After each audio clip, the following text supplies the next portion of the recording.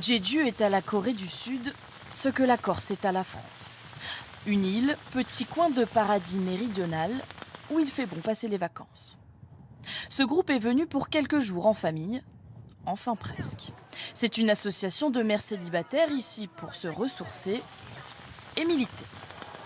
Comme dans cette université, l'association vient interpeller des étudiants et les sensibiliser sur le statut des mères célibataires.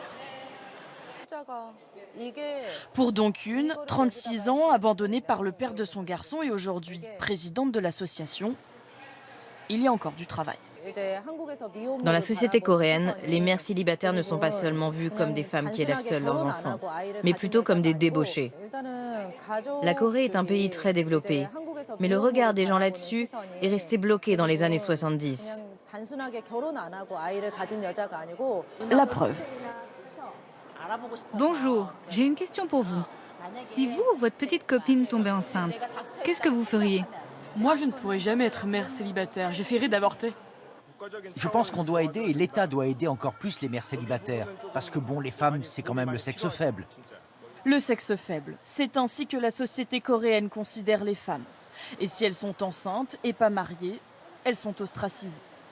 La Corée reste une société patriarcale. Ici, moins de 2% des enfants naissent hors mariage, contre 50% en France. En Corée du Sud, ce n'est pas une fierté d'être mère célibataire. Ah, les pauvres, elles doivent élever un enfant toutes seules. Moi, je ne supporterais pas le regard des gens. Et lorsque des reportages leur sont consacrés à la télévision nationale, elles ne témoignent qu'à visage masqué.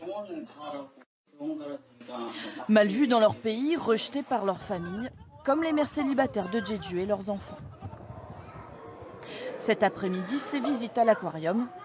Soo-jun et sa fille oublient un instant ce poids écrasant de la société. À l'aquarium, je vois plein de poissons bizarres. Je suis super contente. Tant que ma fille est heureuse, je suis heureuse.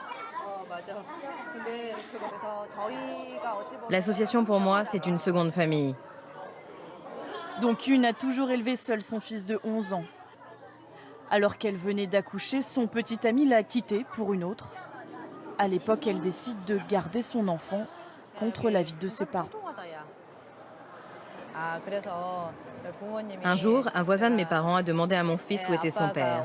Et avant que je puisse répondre, mon père a dit « Il est en Chine pour le travail ».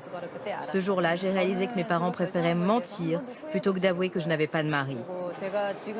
Mais moi, je n'ai jamais regretté. C'est le meilleur choix que j'ai fait de toute ma vie. Au pays du matin calme, point de salut pour les familles monoparentales. Dans ce pays conservateur, le combat n'est pas terminé.